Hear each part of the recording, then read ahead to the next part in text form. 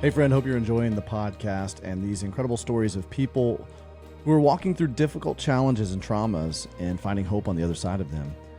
As many of our guests have shared, healing is a journey, and I want to take a moment to let you know about an incredible tool we offer here at Nothing is Wasted Ministries to help you on your healing journey. Our Pain to Purpose course is truly the heart of what we do. It's a practical, life-changing, proven path to help you move from whatever trauma, tragedy, or trial you have faced in your life into a life of healing and purpose. But I don't want you to just take my word for it. Listen to what Michelle, a Pain to Purpose participant, shared about her experience with the course. I lost my daughter in November of 2018. She was married, had 2 young children, and it was just a terrible accident. I was definitely struggling with all the whys.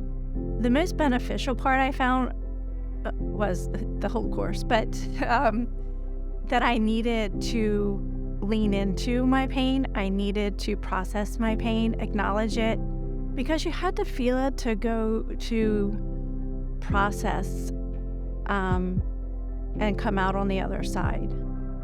If you're ready to lean into your pain and come out on the other side like Michelle, I want to invite you to sign up now for the Pain to Purpose course by going to course.nothingiswasted.com. Again, that's course.nothingiswasted.com, or if you're watching on YouTube, click the link right below. There you'll get access to all the course videos and everything you need to start moving from pain to purpose. Listen, pain it's inevitable, but you don't have to walk through it without the tools that can bring deeper healing. Let us guide you through whatever you're facing currently. Go to course.nothingiswasted.com. Hey everybody, welcome back to the Nothing is Wasted podcast. I'm one of your hosts, Aubrey Sampson, and I'm Davey Blackburn, and it's always good to be with you, Aubrey. It's always good to have you guys listening as well, watching on YouTube. Love being with you, listeners and watchers. That's right, every week. We've got a great conversation with this is a good one. Russell Moore, Dr. Russ Moore. Is that what you called him, Russ? I call him Russ Moore. Because you're like on a first name basis. As if he's like my best friend, right? Yeah, no, I would say he probably would prefer to be called Dr. Russell Moore. He is the editor-in-chief of Christianity Today. And he's got a book out called Losing Our Religion, an altar call for evangelical America. He has written just tremendous things, kind of calling the church back to its first love, Jesus. It's so good. Such a great voice in the world. So good. Actually, this conversation is great because Aubrey and I get to listen to this conversation along with you guys, because Eric Shoemaker is the one who interviews him. So, it's incredible. We'll be back on the back end of this conversation to dive into our own commentary on this. But before we jump into this, if you are trying to figure out a way to get started on your own healing journey, we'd love to invite you to join me on a Zoom call called 5 Steps to Taking Back Your Story, no matter what you've gone through. You can go to nothingiswasted.com/start here to register for the next one of those. I'd love for you to join us on that. We always have a great time, great group there. Usually have some Q&A there on the back end of that after I teach through the 5 steps to taking back your story. So it's so worth your time. That's right. nothingiswasted.com/start here. Aubrey, all right, let's go ahead and take a listen to our friend Eric's conversation with Dr. Russell Moore.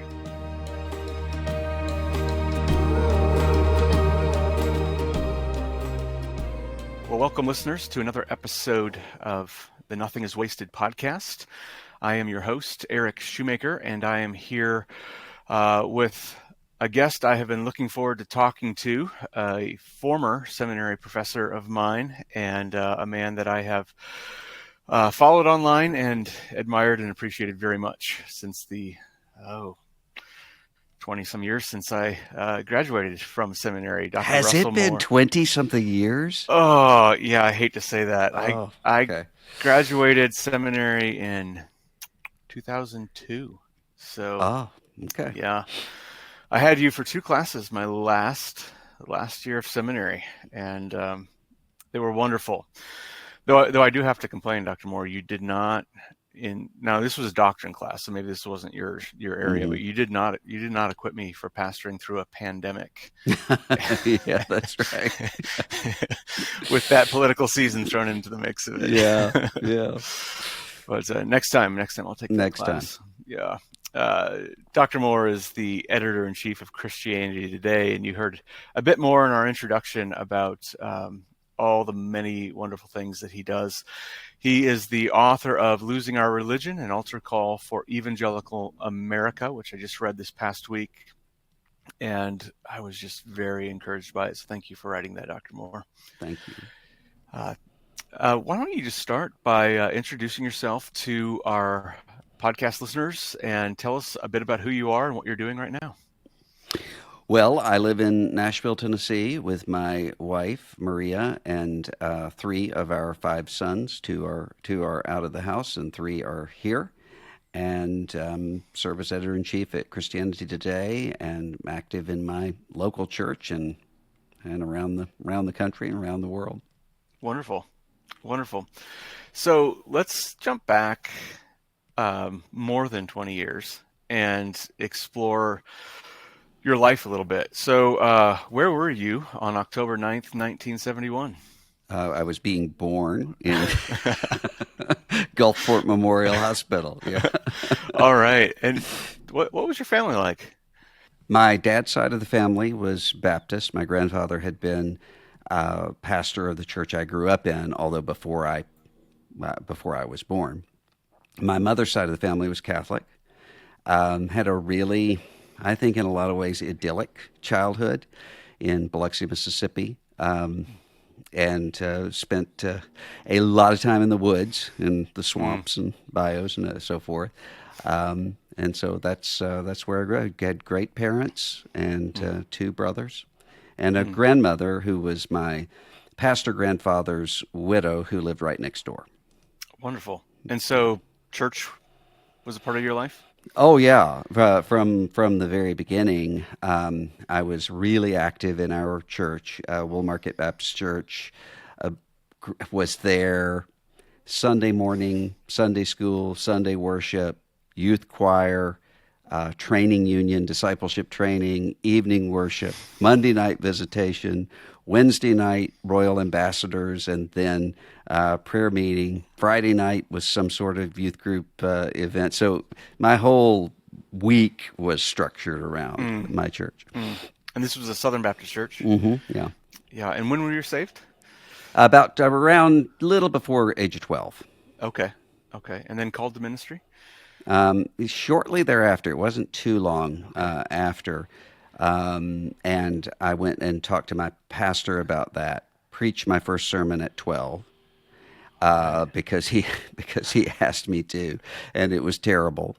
But it was a really good church. It wasn't a perfect church, of course. There's not one, but it was a very good church, and some really good pastoral leadership there. I learned a lot. I appreciated in your book, I don't know if it was that service or not, but it might have been a youth service where you were preaching at a fairly young age and talking about how your congregation took you seriously. Yeah. I loved that. Yeah, that was that service, and it was, and of course I didn't recognize this at the time, but now I know what would have been really easy is for them to see this as, oh, isn't this cute? The kids are playing church, and that's not the way they treated it at all. They treated it as, you all are going to be leaders of the church in the future, and we're helping you to sort out exactly how to do that. And that was remarkable. I mean, that was one of the things that I think my church did really well, and I'm not sure whether they did that intentionally or if it was just what they knew. In the same way that, I will often say to people, I think my home church didn't know how to do children's ministry, so they did the only thing they knew how to do, which was to teach us the Bible. And that's sort of set the whole trajectory of my life. So it may have been unintentional, but I'm glad for it. Oh, yeah. Praise God for that. And what did that do in you in terms of your love for the local church? Well, the church was always, when you sing sort of the metaphors of family, that did not seem metaphorical to me. That seemed quite literal, to almost literal to me, because this was a family, and also that this was a it's hard to explain. It was an identity. I really thought of myself first in terms of the church, even before I thought of myself in terms of my school or my peer group, or some. I mean, and peer group was largely, we were all there together. But that's sort of where I saw my primary identity. Mm, mm. And what about denominationally? How did it impact your view of the SBC? Well, that we were taught very early on. Again, I think it comes back to that taking these children seriously idea. Is they were raising us up not just to steward the church into the next generation, but to steward the SBC, the Southern Baptist Convention. And it was a different day for the SBC at that time, and for a long time it had been this way. There were basically three, maybe 2, 3 basic kinds of Southern Baptist church. And so we were sort of a blue-collar revivalist Southern Baptist church. Downtown there was the First Baptist Church. If you went to almost any place in the country and you went into the First Baptist Church, you would find something almost completely the same as the First Baptist Church in my town. And if you went to the blue-collar, more revivalist church in any city, in any place, it would have been basically the same thing. You'd have the same sort of hymnody, the same programs, the same everything, even the same architecture. Maria and I, my wife and I, were visiting a church when we moved to Louisville, and I was really disoriented about moving to Louisville. We were visiting churches, and one of them, I sat down and I said, the service hadn't even started yet, and I said, I don't know, I just feel at home here. And she said, of course you do. It's the exact same architecture as your home church.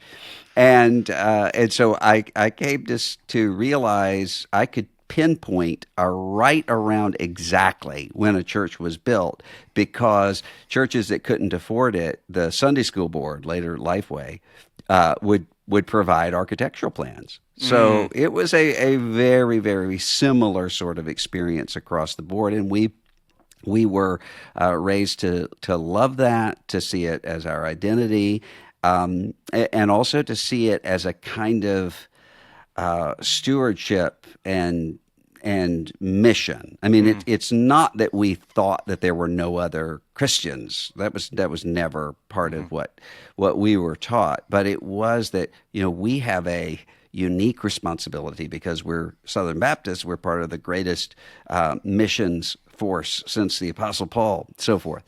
That was very much a part of my growing up. And we Royal Ambassadors, which is kind of the Boy Scouts, denominational Boy Scouts, but it was about learning missions, learning denominational heritage, and so forth. And Baptist Training Union, discipleship training, was specifically about kind of Baptist distinctives. What does it mean to carry this heritage into the future? Yeah. Thank you for that overview. Growing up in Iowa, growing up in a Lutheran church, my first introduction to Southern Baptist life was heading to Southern Seminary in 1999, and Southern Baptist world was different than Lutheran Iowa.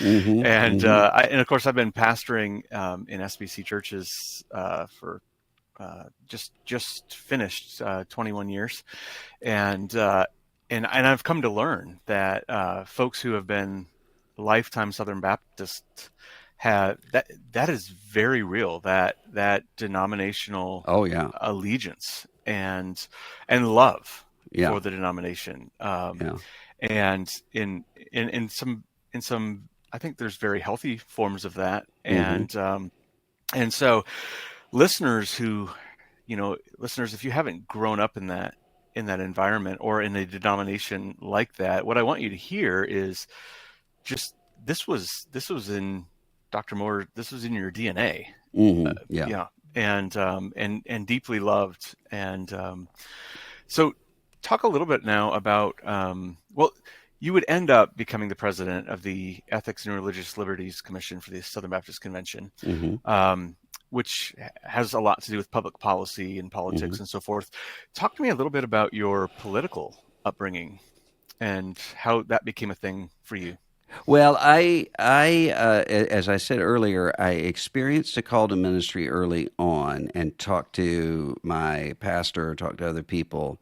But then there came a point where I started to drift away from that for not away from Christ, but away from that call to ministry. And I really didn't see how I could, I just didn't see myself there anymore.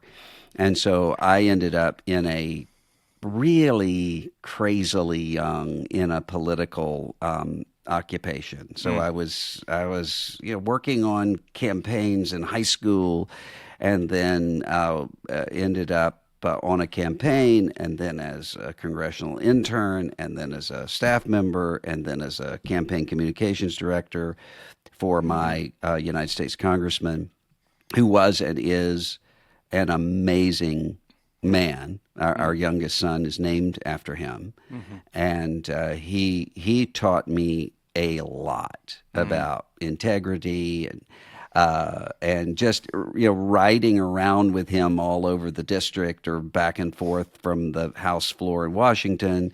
He's always the same person, and it was striking to me because I would talk to other people who worked for people they considered to be frauds and who were. And I just never had that experience. I never had to be ashamed of Gene Taylor and haven't since. Oh, that's wonderful to hear. I think we can all identify that with finding people who are the same behind the scenes as they are in front of the camera. And that is just a blessing when you find that. Yeah. Yeah, so maybe talk then about what led you from this career in politics to a seminary education. Well, I was in Washington. It was in, I think, July. And the Library of Congress would get rid of their discard books, and people could take whatever they wanted. So I would always go through and take a bunch of books. And it was really quick. I was sort of getting what I wanted really quickly and then getting home. And when I arrived back at my apartment, I started sort of looking through everything that I picked up. And a lot of it was, predictable Harry Truman speeches or, that sort of thing. But there was a manual, a Free Will Baptist manual on weddings and funerals. And I thought, why did I pick this up? Why did I want this? And so I started kind of interrogating that and praying about it and saying, Lord, what was this? And it just persisted. That calling to ministry persisted for a long time, and so when I concluded I really wasn't going to be able to get away from this, I was really, really apprehensive about telling my dad, because my dad was a pastor's kid. He grew up in a parsonage. He had seen all of the dark underbelly of church life in a way that I had not. I knew that there were things that went on, but I was safely protected from that. And he wasn't, because the business meetings spilled over into his kitchen, and he kind of saw what his dad had to live through. So I was talking to him about this almost the way that somebody else might be telling their dad, hey, I was arrested. Or something like that. So I went in and told him about it, and he said, I'm going to say this time and only this time. And if you decide to go forward, then I'm going to support you, and you are never going to hear this again from me. And that is, I wish you wouldn't do it, because I've seen how my dad was hurt by the church. And he said what he needed to say, and then he said, but I'll support you completely. And he did. And that's one of the things that I really learned from my dad about parenting and just about life, is he never, I mean, there were all kinds of times when there would have been, even if just in kind of a veiled, passive-aggressive sort of a way, to say, yeah, see, this is what I was talking about in 1993. But he never did, not one bit, not even a hint of it. Yeah, and you lost your dad a few years ago, isn't that Yeah, right? in 2020. 2020. Yeah. I had the privilege of connecting a bit with your parents on Facebook around that time, and so was able to just see how proud he was of you and how much he loved you, and that's great to hear, how you worked for a politician who was a man of integrity. You had a father who was a man of integrity who supported you so well through thick and thin. And well, and he was also one of the things that I really, there's an intersection between those two things, because my dad would, even though this is not anything he ever would have done on his own, but he knew, I was a high school kid who was deeply embedded in political stuff. He would go with me to campaign events. Including, I can think of a couple for candidates he didn't like at all or support at all, but he went. And as I look back on it now, again, I didn't realize it at the time. He was connecting with his son. And I think only later does that really come out, and you think, oh, now I see what he was doing. So you made the decision. Where'd you go next?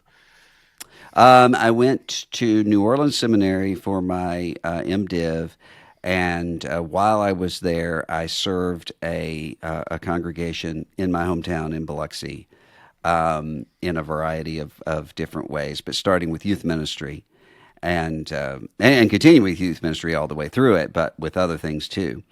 And so I served there throughout the time that I was getting my MDiv. And we're about an hour out from New Orleans, so I would drive in Tuesday through Friday, take classes, and then I would be zipping back to do Bible studies or teach and preach and so forth. And that was a really happy time. That congregation was almost entirely Air Force, either active duty or retired Air Force. I can't think of anybody in the congregation that wasn't, other than Maria and me. And so you had kind of the best of all worlds, because you had a congregation that was turning over by a third every year. But so you didn't have this sort of, my grandma put that table there, you can't move it. You didn't have that. But you also had people who, because they were Air Force, knew how to make really, really quick connections and deep friendships and to get involved. So it was kind of the best of newness and the best of stability altogether. It was a really happy time ministry for us. Good. And then after New Orleans? Then we went to Louisville, and I was a doctoral student at Southern Seminary. I did my PhD there in Christian theology. Okay. And then how long were you there? Well, I started my doctoral work in 97, finished it in 02, but I went on the faculty in 01. Okay. So I was on the faculty at Southern that last year of my dissertation. Okay. Yeah. So I had you as a professor your first year of being a the real first professor. year. Yeah. So, and how long were you there? I think you were in that 2:30 p.m. class. I think so. Yeah, I think that's right. Yeah, I was awake. Or supposed to be. You were. I didn't know you at all before I took that class, although I'd heard great things about your lectures, and they were great. You were and I love the faculty there. I had a lot of great professors, but what stood out to me was you were the only professor that I think you gave us a 3x5 card and asked for a picture of, the student and their spouse, if they had one, and then things you could be praying for, and you and Maria prayed for those things, and that meant so much to me, that you didn't just see us as pupils to pass information along to, but you really loved us and cared for us, and in many ways shared your life with us. Well, and in those years, it was. I really miss those very early years because I had smaller classes then. By the time I left, I didn't know everybody. But just like I know what class you were in, I can pretty much tell you who was sitting where. In both of those classes that I would teach that first year, and for a little while after that, I could do something similar to that, in a way that I really could. I really could know what was going on and follow up on it at that time. I missed that a lot. Yeah. Well, that meant a lot to me, and even in years after seminary, I can remember in my first year or two of pastoring, not having a clue what I was doing, emailing you for some advice, and I remember your reply was, "I'm proud of you," and I'm tearing up now. But that just meant the world to me to have, and now I can see, as you share a little bit about your dad and Gene Taylor, why you are like you are. But to have someone who was encouraging me and cheering me on was just, it was just wonderful, wonderful thing. Thank you. But so after Southern, what's the next move after that? Hi, friend. I wanted to share with you one of my favorite resources from Nothing is Wasted. It's the Pain to Purpose 42-Day Devotional. This devotional is a beautiful 42-day journey through life's valleys with biblically based encouragement to help you or someone you love navigate the difficulties of life. Each week, you'll learn from the journey of a major character in Scripture and reflect on how that impacts your own story and whatever you are facing. From Job to David, from Ruth to Jesus himself, you'll see how God has taken the most dire of circumstances and brought healing and redemption from the ashes. This devotional makes a great gift for the person who's walking through a recent loss or trauma, or who carries the wounds from pain in their past. It's something that you can keep on hand to give to someone who is experiencing any kind of pain point, and is a great addition to your daily time with the Lord. For just $25, you can get one for yourself or gift it to a friend. For our Nothing is Wasted podcast listeners, we want to offer you 20% off your entire order with a coupon code PODCAST in all caps. Grab a copy today of the Pain to Purpose 42-Day Devotional at nothingiswasted.com/devo.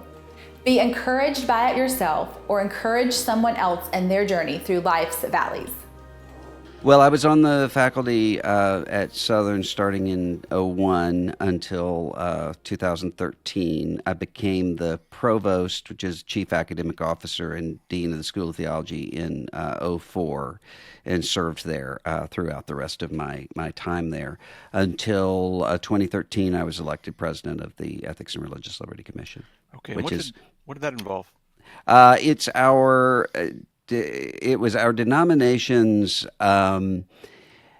public policy and moral wing. And what that means is there are essentially two facets to it. One of them is preparing churches to deal with ethical issues. So everything from, how do you think through living wills, and how do you think through racial reconciliation and justice, or divorce and remarriage, those sorts of questions. And then the public policy wing, which is to represent Southern Baptists and other Christians in government, and in government, in media, and in some cases in business. I would work a lot with, say, tech leaders and so forth about ethical and public policy implications. And so it was during that time that there was, well, you're not in that position anymore, and there was we're working through Donald Trump's candidacy, COVID, all those tumultuous years that all of us who are listening to this had to live through. What happened during your time there? Well, I mean, Donald Trump was a big. Well, I mean, that's really an understatement, but was a big issue, and I had and have very strong convictions about that, and was saying that from 2015 on. And I realized what that would mean because I knew that I knew how it works in evangelical Christianity because I had lived with it and I had seen it. And not just with evangelical Christianity, but in American life right now, there are very few people. My old boss, Gene Taylor, could not exist in this framework because he was somebody who was of a different party than the majority of his constituents and was out of step with his national party and was perfectly willing to do what he thought was right. And that just couldn't exist now. And so I knew what would happen is that even if people had very strong reservations, that they would ultimately adapt to the leader, not the other way around. And that's certainly what happened. But that was I mean, there was I mean, you think about the tumult of the last decade. You had regardless of where somebody is on it, the Trump era was part of that. Racial justice questions were part of that, and sexual assault and sexual abuse questions are part of that. All of those actually are related in various ways, but yeah, that was the beginning of it. Yeah, talk a little bit about what happened with the sexual abuse crisis as the SBC began to wrestle with that. Well, you had a report that came out in 2019, I think, early in the year, from the Houston Chronicle that went through and detailed over 300 instances just that they could find in their reporting of instances of abuse in Southern Baptist contexts. And so we had been working in that area some already and realized we've got to completely ramp this up in equipping churches to know, because you really had two problems. I mean, one, you have people who are actually predatory and who are slipping through. But you also had then a lot of people who aren't equipped to know what to do, and so they didn't know they didn't know how to do background checks or how to do these sorts of things. And maybe even more than that, there was a sense of, I think a lot of people had this idea that if somebody's a sexual abuser, they look creepy. And they give you a creepy vibe immediately, and so you'll know who that person is, and you won't put that person in the nursery but you have to come in and say, no, that's actually not how it works. These people know exactly how to appear to be not just normal but commendable. And that's how they get the power that they get. So teaching and equipping people on that. We came to a point where the Southern Baptist Convention, as the way the polity works, the Southern Baptist Convention actually only exists for 3 days every June. And when those people would gather every June, they would act usually reasonably. And certainly we're very concerned about this issue and charged us to create curricula and other resources in dealing with that. And then we had the question of what do we do about these places that knew that they had, allegedly knew that they had abuse, and just sent people down the road where they could abuse again, or even kept them in the same church. And so J.D. Greer, who was president of the SBC, and I worked together on trying to deal with that. And yeah. So let's go to that conference, the event you had, or was it at the SBC? There was an incident that got you in some hot water.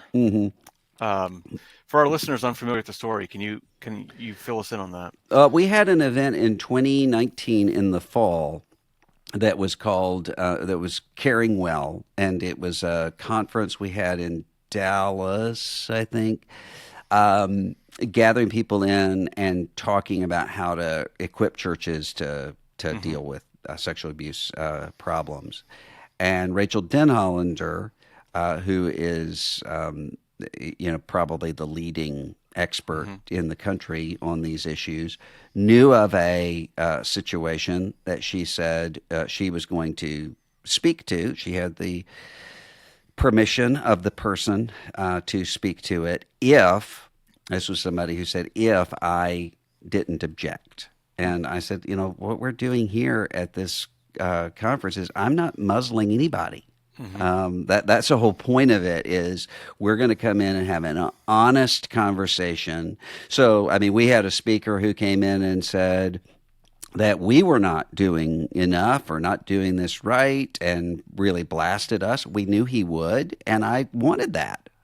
Because and several of his points, I thought, that's right, and it helped us to grow. So it was going to be a candid conversation. Yeah, and Rachel went ahead and spoke to that situation. She did. Yeah, she did. Not in any inflammatory way, No, but she simply laid out here's what the situation is. Yeah. Well, here's an example of what I'm talking about, and so that. Yeah. And how were you? How what response did you receive from that? Well, there were a lot of people who thought that was disloyal, that you shouldn't have an SBC event where an SBC entity would be criticized. So they saw that as disloyal. But there had also been, there was a long period of time where there were leaders in the SBC at various times who had said that sexual abuse survivors were just trying to burn everything down. And one leader said we're worse than the abusers themselves in terms of their destructive potential. So you had that that sort of culture for a long time, and then you add to it the real issues around women that existed and exist within that context. And then you add to it the fact that I was a Donald Trump critic and had been very clear about before Access Hollywood, but coming out of Access Hollywood too. So you had all of that just kind of covered. And I just want to publicly thank you for having that event, for giving speakers the freedom to speak. I watched it. I thought it was a great event. The Caring Well curriculum, it benefited me. I had no training at all on how to handle sexual abuse, and by God's grace, I hadn't encountered any situations that I can recall where I would have needed to respond to them But I've had an education just from counseling survivors and from watching these stories, and I thought it was wonderful, and at the same time I found it appalling, just the level of vitriol and backlash that you know you and I think have several friends in common who were victims that were at the center of this, and to some extent publicly, and maybe others who weren't. And I'm not going to name them or name their stories. That's theirs to tell. But hearing the ways that they were treated and spoken to and spoken about, and then knowing at the same time, just through friendships, knowing what happened to them behind the scenes was just absolutely appalling. And that's the worst part is what happens behind the scenes. It's the worst part, and it's one of those things where I thought that I was pretty savvy about human nature and these sorts of dynamics. And I was shocked at some of the things that went down. Yeah, and those women really are the heroes of that situation. And in almost every case, they have ended up just enduring the most unbelievable hellscape. Yes. Since they told their stories, and that has to change, or we're going to be in a. This is just quite a judgment.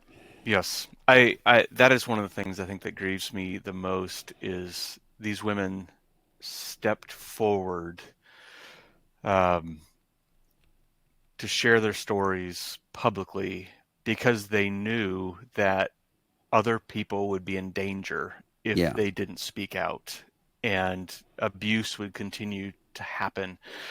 And so it's not a stretch to say they put their lives on the line, because the psychological effect that it's had on some of these friends has been life destroying. And I know some that live in terror of revenge. I interviewed a friend for almost 4 hours for another podcast. So we didn't air the episodes, but who told me, please keep those. And if anything ever happens to me, air them. And that someone would live because they have that kind of threat going on behind the scenes is in the name of that kind of threat in the name of Christ. Right. Just infuriates me. Yeah. So you mentioned that a little bit, being savvy about human nature. You mentioned Gene Taylor being this man who you saw him to be the same in front of the TV camera and on Capitol Hill as he was in the car ride, back in private.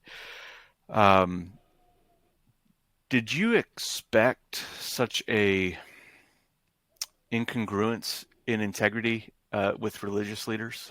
I expected incongruence because I had been in Southern Baptist life. I mean, I've been in Southern Baptist life all my life, but I'd been in the room for a long time. So I knew how this worked. And one of the things that was, but I did not know the degree of it. And that was something that I think had to be revealed, because a lot of it I thought, okay, you're dealing with flawed people like we all are, who are operating out of what they know. We can't really do much about them, but what we can do is to raise up another generation that does know what to do. And that I was shocked at at the level of incongruence, even if I wasn't shocked by the fact that it existed. Yeah, yeah. I I had very similar experiences. I was very into politics in my high school years in the Mm-hmm. early '90s, where we're going through the Clinton scandals, Mm-hmm.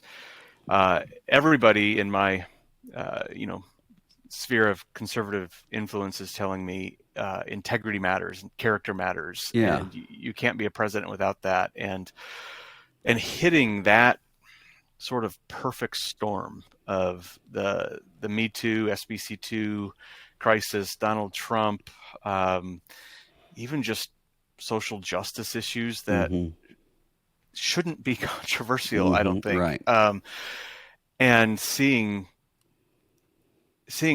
it felt like a complete flip flop of now character goes out the window as long as we can achieve some, policy aims, and we can, and maybe I grew up with a mom who just, probably because of what a sinner I was always just hammering into me, Eric, two wrongs don't make a right. The Yeah. ends just, they don't justify the means. Yeah.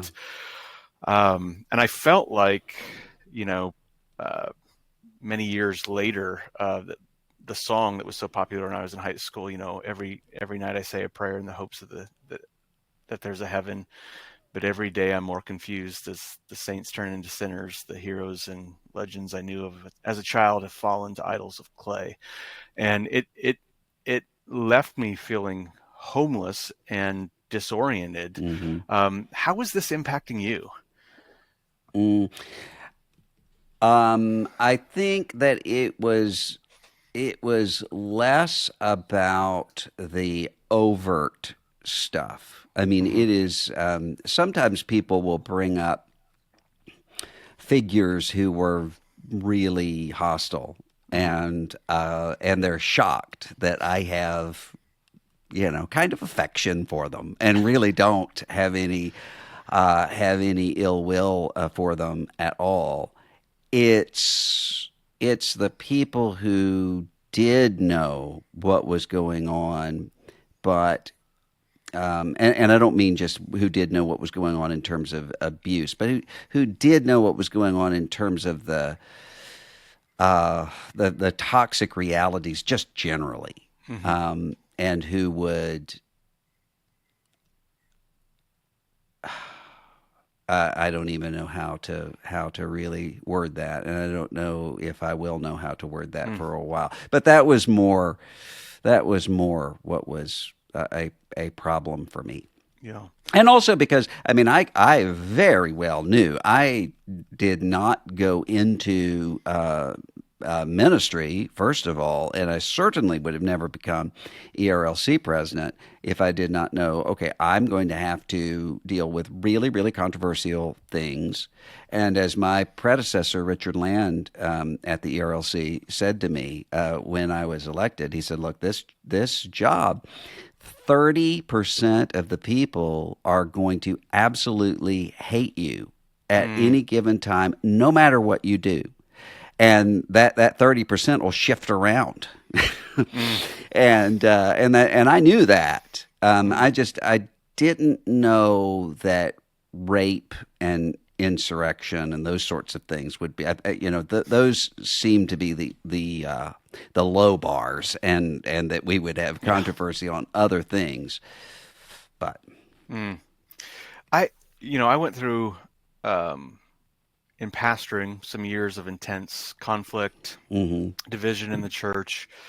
It left me dealing with some severe anxiety, some severe depression. There were a few years where I was waking up wishing I hadn't woken up, and I'm doing well now by God's grace and through therapy and medication and the gospel. And what was this?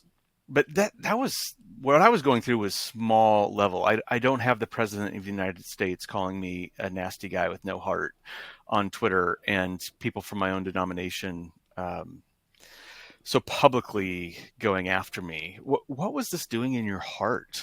and with your faith at this time? Well, a lot of it didn't show up until after, because when you're in the middle of it, the adrenaline is going, and I didn't realize how much I was operating out of sheer adrenaline until I was able to sort of step back and see this. So it was kind of moving from one thing to the next thing. And I mean, in some ways, my situation was worse than it might have been otherwise, because of what you mentioned with the very public sort of way of it. Because that would be, I noticed that I would, and I still do actually, if somebody sends me a text message that says, praying for you, my immediate response is, oh man, what's happened now? So in some degree, that is the case, even though I wouldn't read any of that. I still haven't. I haven't read any of it. And so people will sometimes say, what about what so-and-so said about you? I say, I honestly don't know that. My wife reads it, but I don't read it. Or has read some of it. But so in some ways that was the case, but in a lot of other ways it was not as bad as what would happen for, I mean, I would say to my wife all the time, what would this be like if you are, 25 years old in Opelika, Alabama, in a parsonage next to the church? You don't know what's going to happen with your kids, with your living space, and you don't know anybody. I mean, I had a huge network of friends and counselors, and counselors meaning giving me counsel and wisdom in my life and those sorts of things. I had that. So in that sense, I think it was not as bad as it would have been for somebody in a different context. So maybe just briefly, and you talk, I think, more extensively about this in your book.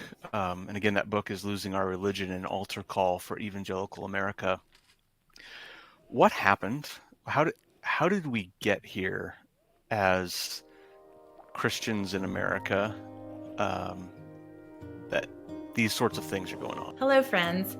My name is Amy Sylvester, and I am the Community Director here at Nothing is Wasted. It is our prayer that these stories of hope have been a gift in ministering to your heart this past year. I don't know what you're walking through, but I know whatever it is, hearing how God is showing up in the lives of other people gives us strength to continue to move forward in the healing in our own lives. We are grateful that we get to partner with God in this redemptive work He is doing through Nothing is Wasted, including sharing stories just like this one here on the podcast. And we want to invite you to do the same as this year comes to a close. If you've been blessed by the ministry of Nothing is Wasted, we'd love for you to consider partnering with us as we partner with God and making a donation before the end of this year. Nothing is Wasted is a nonprofit, and your gift and donation is tax deductible. Your donation will allow us to continue to create the many resources we offer, including the free resources like the podcast and specific curated pathways that guide you to hope and healing based on your pain story. We have other lifelines that we create for you, like master classes, and we do this because people partner with us in their donations.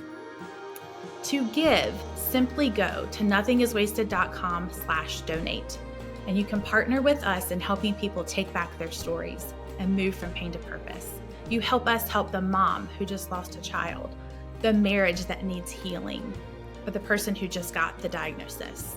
Your gift helps us create the resource that they need to move from pain to purpose. Thank you for being part of the Nothing is Wasted community. We could not do what we do here without your support of this ministry. Thank you, friends. Well, there's a lot of reasons, but one of the reasons I think is that and Tim Keller, who died just this year, he and I talked about this a lot in terms of the shadow side of any strength. There's a shadow side, and this is true in evangelical Christianity. You have one of the reasons that evangelical Christianity has been able to thrive and do some really great things is that it's entrepreneurial and responds to people. And so you're able then to take the gospel out onto the frontier. You don't have to, go through a bureaucratic process to get approval to do that. You go, you put up a tent, you start preaching, and a lot of really, really good things are able to happen with that. A lot of entrepreneurial ways of doing campus ministry and global missions and all of those things. That's all really good. The shadow side to that can be that you can get into a situation where the mob sort of has control. And so what you have to do is to say, we've got to find out what it is that people want us to say and say that. And sometimes that can be insipidly optimistic and sunny. Believe Jesus and you're going to thrive, because that's what people want to hear. And in other cases, that can be dystopian and dark. Your enemies are demonic, and you're right to hate them as much as you do, and you're right to be as scared as you are. Those things work together. And so you end up with that. And I think, this is not unique to Christianity, but it ought to be. But it's not unique to Christianity. It's the same sort of thing that's happening kind of institutionally in almost every other area, where you have this dynamic that works where people think, okay, I need to be at the table. And if I'm not at the table, I'm not going to be able to make change. And so that means I need to do what it takes to stay at the table so that I can make change. And to some degree, of course, that's true. You're in any context, you're going to come in and say, okay, here are some things that I'm not going to deal with right now because I've got other things to do. But what happens is you can easily convince yourself that what you're doing is sort of conserving your influence. And the problem is there never comes a time at which you say, okay, well, now I can use my influence. Instead, what happens is over time, when you're afraid of your own people, eventually you start adjusting yourself to whatever you think is going to prevent pain without even knowing that you're doing it. So you don't even know that you're doing it. And that's, there are sometimes people will look at figures and they'll say, look at how just crassly ambitious this person is because this person said one thing and now is saying the opposite. And in some cases, it's somebody sits down and says, I've this is what I'm going to calculate that I need to do. In most cases, it doesn't work that way. In most cases, it's much more subconscious, where you start to say, do I really want to deal with this right now? And then you have a process where you can talk yourself into almost anything, and that's how you end up. That's how we end up in the situation we're in almost every way. How is that behavior, or maybe let me ask it this way: how is the life and ministry of Jesus Christ different than that sort of behavior? Well, in so many ways, but one of those ways being what's really one of the things that's really striking about Jesus is that you have all of these pre-existing arguments and controversies that people are trying to draw him into, and he absolutely refuses.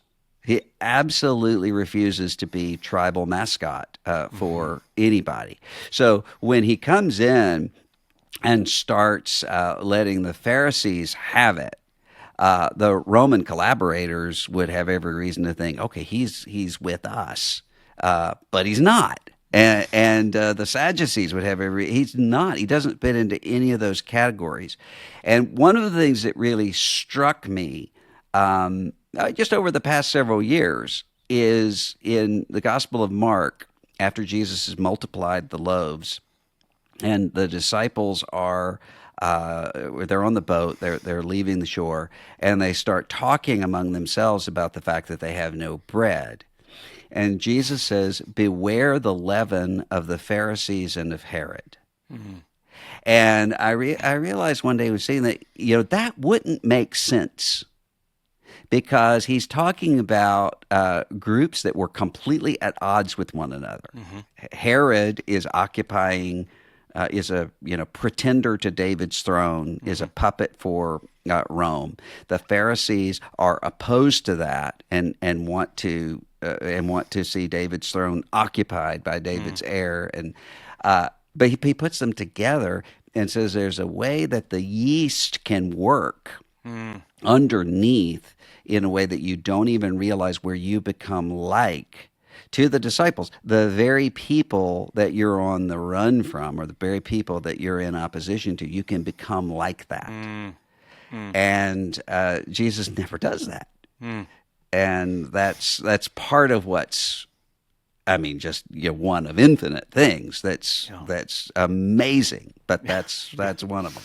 Yeah, and he certainly doesn't end up avoiding pain in order to accomplish kingdom purposes. Yeah, and the other thing is that Jesus is unpredictable. In the sense that I'm trying to imagine, if I'm just on the basis of what we know from the Gospels, if I were there following around with Jesus and I'm trying to get, okay, here's the predictable pattern of how he's going to respond, it would frustrate me to no end, because it's not predictable. He is responding to each person as person. Mm-hmm. And so he knows in some contexts that what he really needs to do is to get right in the middle of what the actual issue is. Mm-hmm. There are other times where he says, I'm not going to answer your question. I'm going to ask you another question. Mm-hmm. And in some cases where he says, I'm not going to answer you at all, and just leaves. Yeah, so there's no predictable pattern to that, except that anointed with the Spirit, he has as John says, he knew what was in man's heart. So he had that wisdom to be able to see it. Yeah. But it wasn't it wasn't predictable. Yeah. During this political these political seasons, I've often thought about, as he's gathering his 12 and he picks Simon the Zealot and Matthew the tax collector. Mm-hmm. And I'm thinking, I would just love to have a transcript of the conversations between the two of them, who one's build a gallows and the other one is collect money for Rome. Uh-huh. And then what is Jesus saying? They're probably saying, we're trying to have a political debate here, and he keeps coming in and telling us a story. Nobody knows what he's talking about. Yeah, that's probably what it was. Enough about bad news. What is the good news? What is the gospel of Jesus Christ? The gospel of Jesus Christ is that when God promised, I will be with you and you will be my people and I will be your God, that's fulfilled in the person of Jesus, who walked among us and will walk among us again. Who was the very reflection of the glory of God, the exact imprint of his nature, so that God is Christ-like. And who offered himself up as a sacrifice for our sins, forgiving us of our sins, raised from the dead, and is interceding for us at the right hand of God. So we have the confidence to know that we're not, when God looks at us, he's not angry with us, or, okay, I can't be angry with you, but I've got my eye on you. Mm-hmm. We're united to Jesus in such a way that God sees us exactly as he sees Christ. You're my beloved child. With you I'm well pleased. He's not angry with us. And that union means that eventually he is conforming us to be like Christ. In ways that we don't really like or want, and we kind of fight that, but that's good news. That is good news. So let's spend our last 15 minutes or so meditating on how that good news speaks to us in this time. And I want to start with, your story and the suffering you went through, disillusionment you may have experienced on a public scale, denominational scale, that sort of thing. That's been experienced by hundreds of thousands, if not millions, of Christians in America as they've gone through this exact same season, and they've had to interact with churches and families and friends and workplaces on politics and abuse and all sorts of other issues. And they've been hurt, they've been wounded. What does Jesus say to you as the individual who's experiencing that pain? What's the gospel say to that? Well, I mean, one of the things that it says is there is a way to respond to this time with shame. I mean, there are all kinds. I mean, the thing that people say to me more than anything else when they come up is to say, I thought I was crazy, and thought I was the only one, and I didn't know how to put it into words. And what a lot of them, what they mean by that is I was carrying a sense of irrational shame because I'm thinking, because I can't just conform to this. That must mean there's something wrong with me. And some of them start to think that in their minds, but a lot of them know better in their minds, but they still think that way deeper in psyche. And what the gospel ultimately does is to call people out of that and out of shame. And so one of the things that was really helpful to me is I had a situation one time, it had nothing to do with any of this, where I was just really beating myself up for the fact that I thought I had handled something the wrong way. And everybody in my life was saying to me, you didn't handle it the wrong way. You handled this the right way, but it never would. They could sit and explain it to me rationally, and it just wouldn't get to me until I was talking to this older man who said, yeah, let's just assume you did it completely the wrong way. What then? And that is actually what helps me. And so for a lot of people, okay, yeah, suppose you are crazy and I am too. What then? Is Jesus for you? Or not. And so that's I think a primary part of it. The other part of it is there's a reason why, again, if you go back to that shadow side, there's a reason why it is so hard to differentiate between the church and Jesus, because there's this organic union as a head to a body. So that Ephesians 5 reality is there. So we're meant to relate to Jesus and his church as inseparable. But there's a shadow side to that, which is that we can't sometimes see when the church is operating independently of Jesus. And Jesus not only tells us that that's going to happen, He tells us that's going to happen. He says, I'm telling you all this ahead of time so that you don't become alarmed when it happens. Then he shows us this happening. Most of the epistles of the New Testament are about that. And then when we have Jesus speaking after the first extended comments that we have from Jesus after his ascension are very honest about churches that are in danger of losing their lampstand of his presence. So there's no idealized view of the church at all in the New Testament. And so I think for a lot of people who are going through this kind of disillusionment, I think that's good. Let's lose our illusions, but there's a way to become cynical.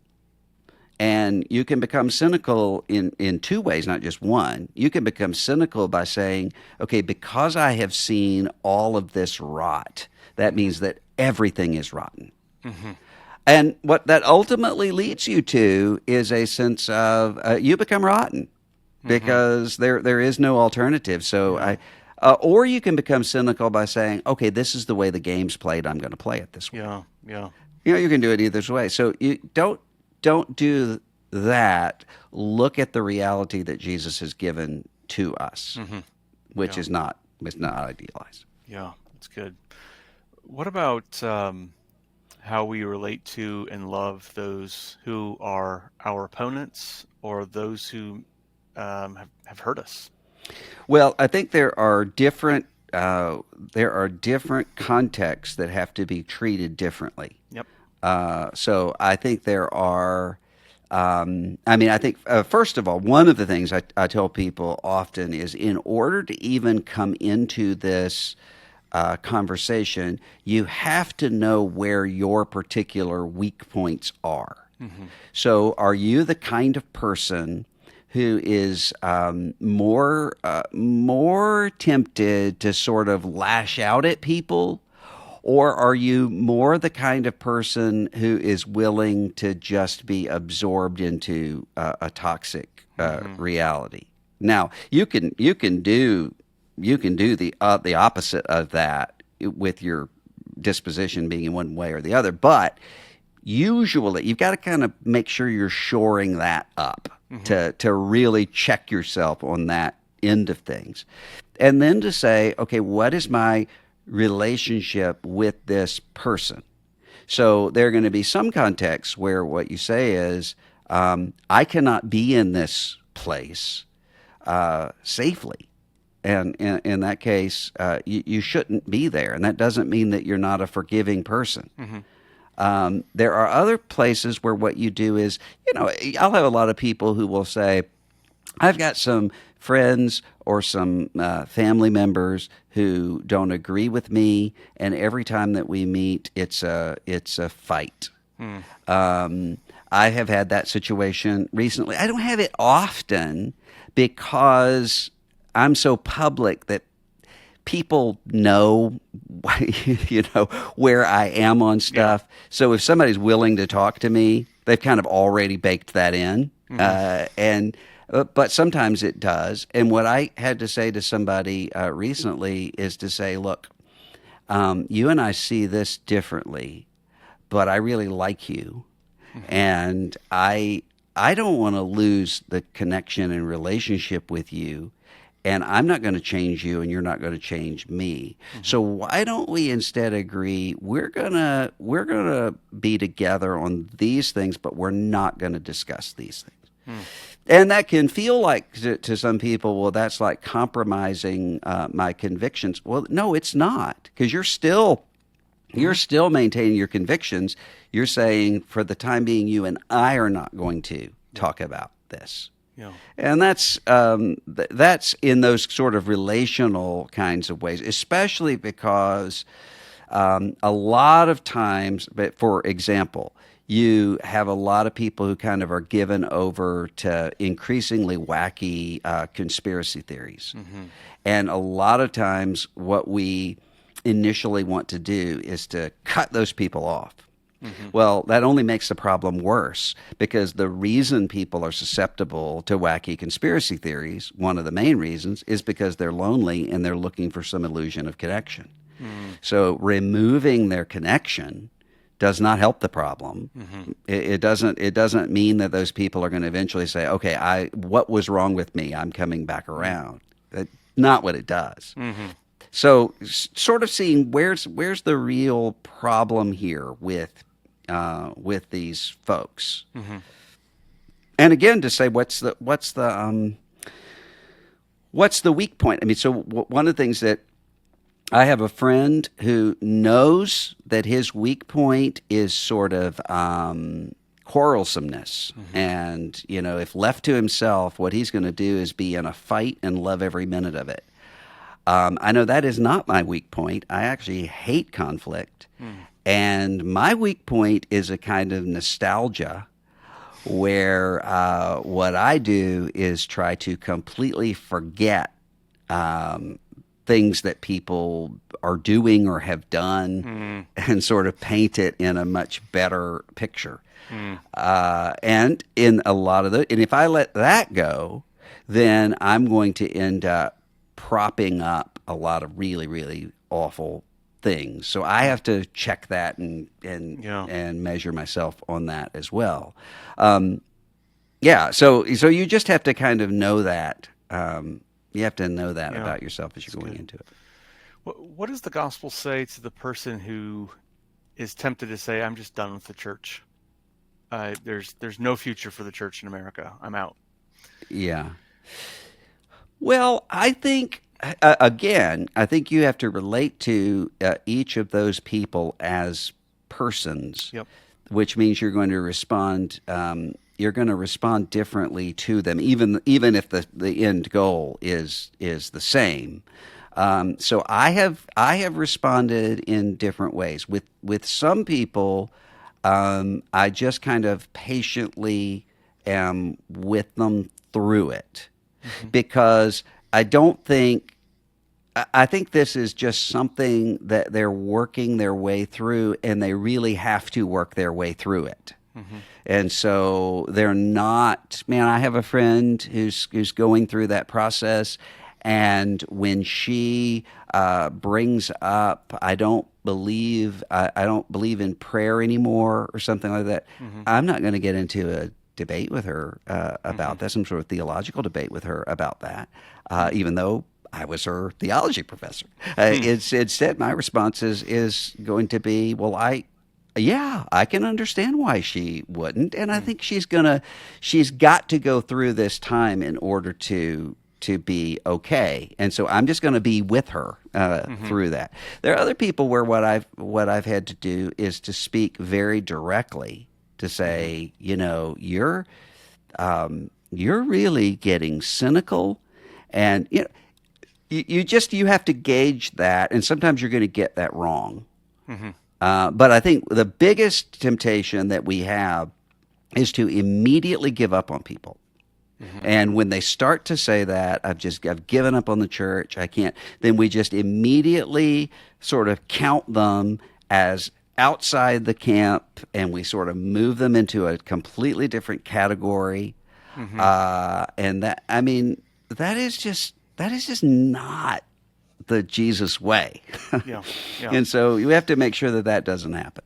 We have a Savior who doesn't snuff out the smoldering wick and break the bruised reed.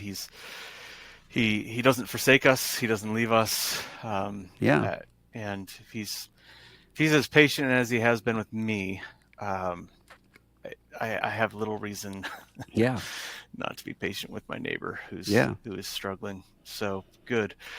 Well, any final words you'd like to give to our listeners?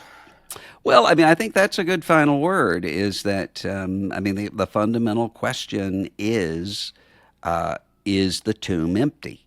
And if the tomb is empty, then that means that Jesus is telling the truth, and that means he is going to build his church, and the gates of hell will not prevail against it. Doesn't mean that all the American structures are going to stand, or any other set of structures are going to stand, but it means he's going to build his church.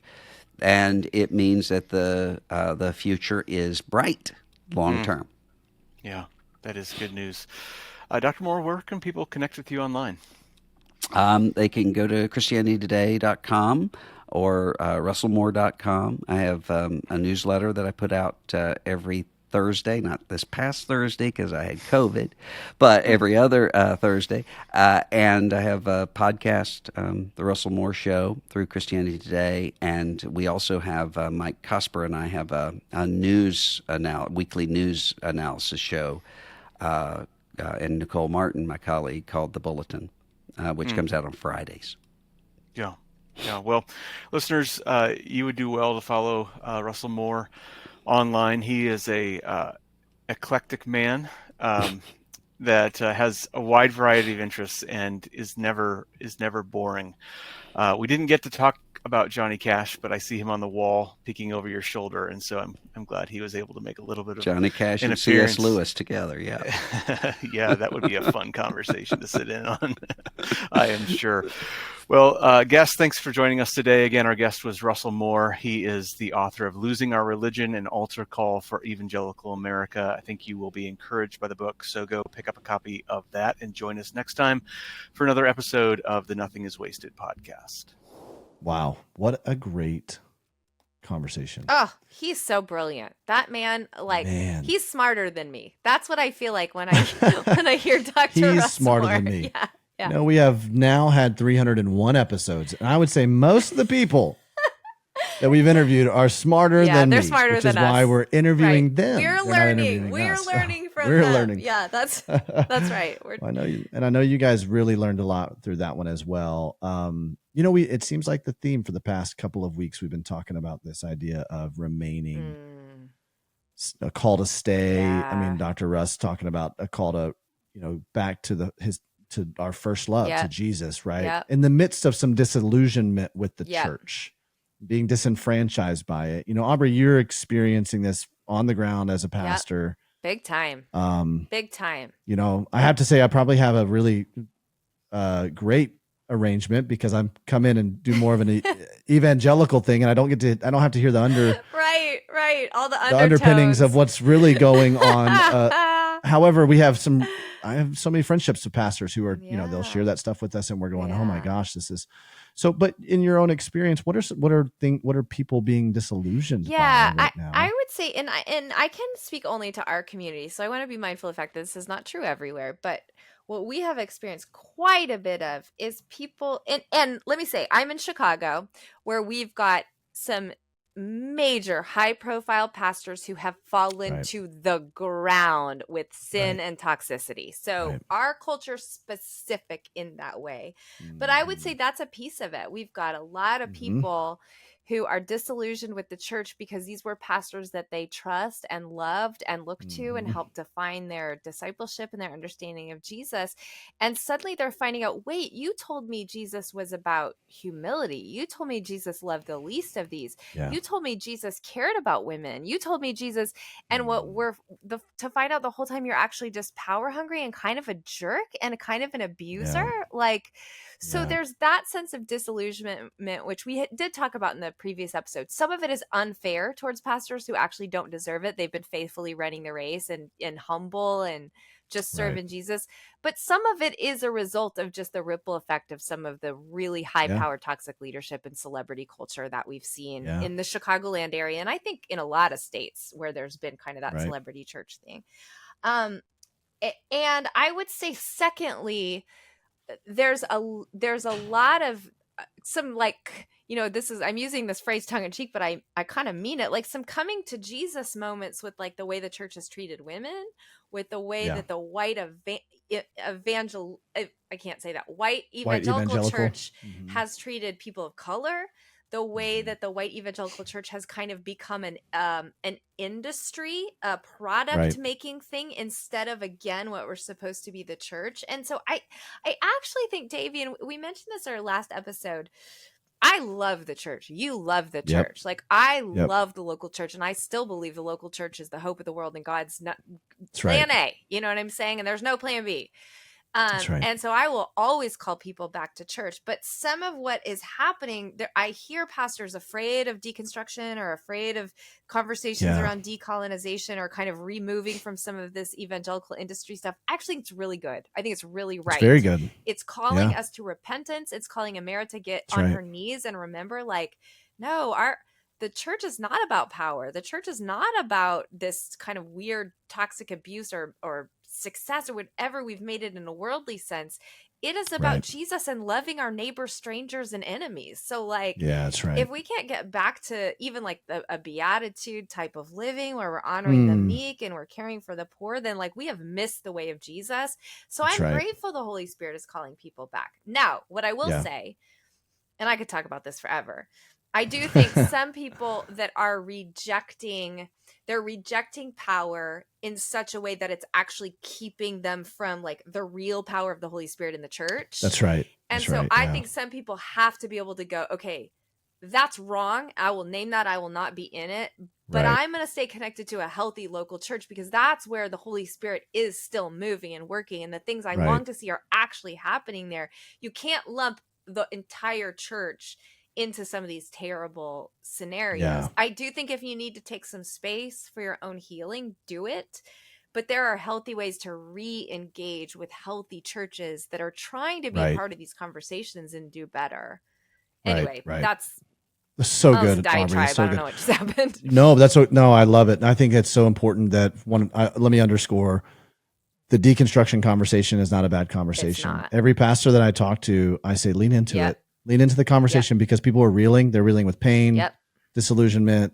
They're asking some really big questions that we need to be answering and we need to be diving into. You may not be able to resolve their anxiety over certain things, but you can bring them to the feet of Jesus and show them that he can handle these questions. But I think there isn't, it's unnerving because it does threaten to dismantle certain power structures. And it threatens to dismantle methodologies of doing church that we've grown so accustomed to running a certain play. And it's like, well, that's okay. That's not the penultimate thing that the church stands on, that particular style of worship or that.